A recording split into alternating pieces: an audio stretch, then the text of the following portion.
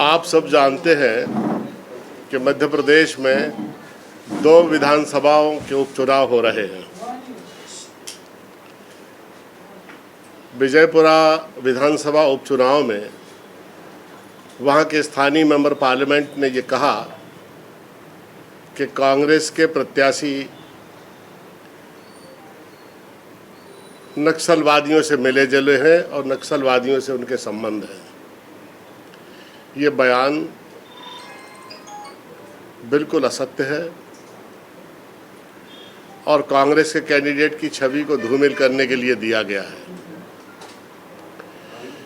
यही उम्मीदवार जब भारतीय जनता पार्टी में जाते हैं और उनके जिलाध्यक्ष बन जाते हैं तब उनके नक्सलवादियों से संबंध नहीं होते हैं। जब वो कांग्रेस के उम्मीदवार बन के चुनाव लड़ते हैं तो उन पर इस तरह के अनर्गल आरोप भारतीय जनता पार्टी के लोग लगाते हैं। ये पूरे आदिवासी समाज का अपमान है और जो मेंबर पार्लियामेंट है वहाँ के, उन्हें पूरे मध्य प्रदेश के आदिवासी समाज से माफ़ी मांगना चाहिए। कांग्रेस पार्टी के लोगों ने आज उनकी एफआईआर थाने में की है और उनसे कहा है कि उनको प्रमाण देना होंगे कि कौन से नक्सलवादियों से कांग्रेस के उम्मीदवार के संबंध है।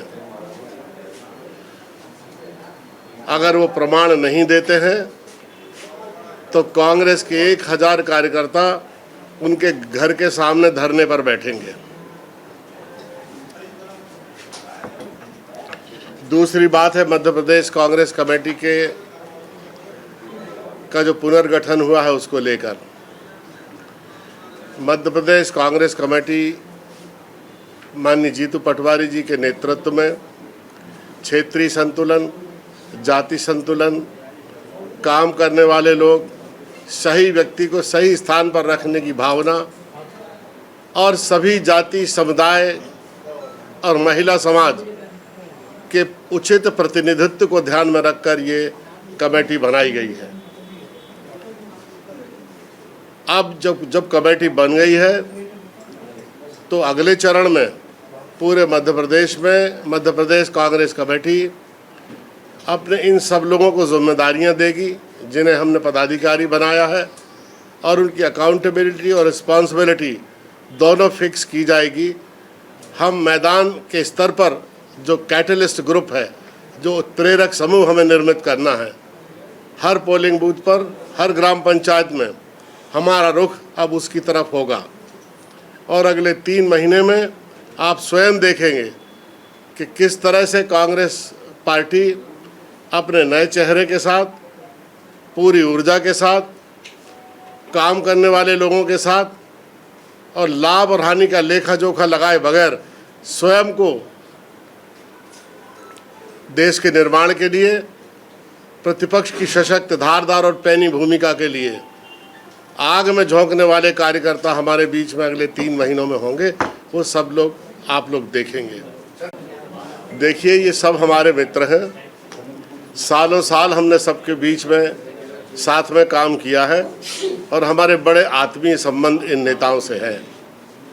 इस तरह के जब कोई प्रश्न पूछता है तो पब्लिकली इसके आंसर देने में हमें बहुत असहज हमको महसूस होता है और इन तमाम चीज़ों के आंसर हम अपने पार्टी फोरम पे देंगे लोगों को और उनको भी बुलाएंगे, उनसे बात करेंगे और फिर से पार्टी की मुख्य धारा में उनको जोड़ने की कोशिश करेंगे।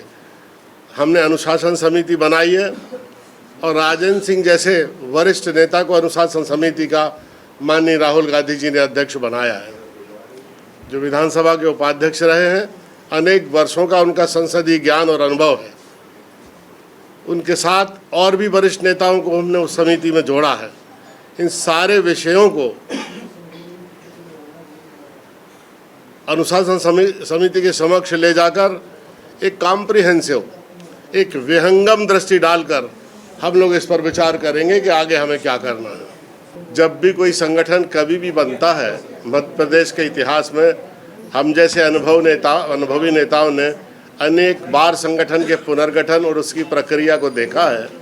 जब भी संगठन बनता है तो संगठन बनाते समय कुछ गलतियां भी हो जाती हैं बनाने वालों से, एक बात, कुछ लोग महत्वपूर्ण रह भी जाते हैं।